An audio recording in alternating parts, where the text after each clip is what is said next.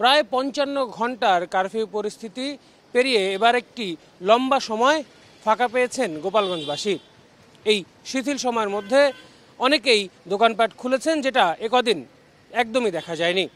সেই জায়গা থেকে বলাই যায় ধীরে ধীরে স্বাভাবিক হচ্ছে গোপালগঞ্জের পরিস্থিতি। প্রায় ৩ দিন পর ধীরে ধীরে পুরনো রূপে ফিরছে গোপালগঞ্জ। শনিবার ভোর ৬টা থেকে অনেকটা স্বাভাবিক হতে শুরু করেছে গোপালগঞ্জের পরিস্থিতি। লোকসমাগম বেড়েছে রাস্তাঘাট এবং বাজারে, যদিও এখনো জনমতে কাটেনি শঙ্কা। কোনো লোকজন সাহস করে বাইরে না।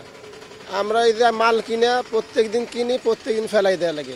আতঙ্কের মধ্যে আছে, আমরা তো দিন মজুরি ভাই। এই যে অস্থিরতা, আমরা বয়স্ক মানুষ, আমাদের এই যে মনে করেন মানসিক টেনশন।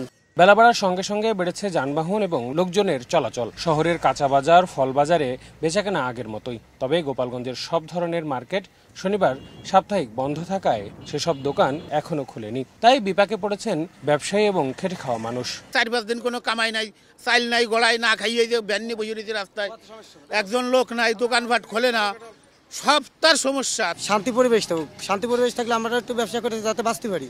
এদিকে স্থানীয়দের অনেকেই বলছেন গোপালগঞ্জের বাইরে থেকে আসা লোকজন সংঘাতময় পরিস্থিতির জন্য দায়ী, যার ফল ভোগ করতে হচ্ছে এলাকাবাসীকে।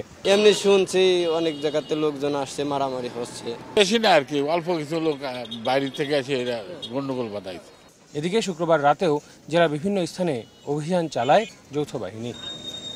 আল আমিন তুষার, সময় সংবাদ, গোপালগঞ্জ।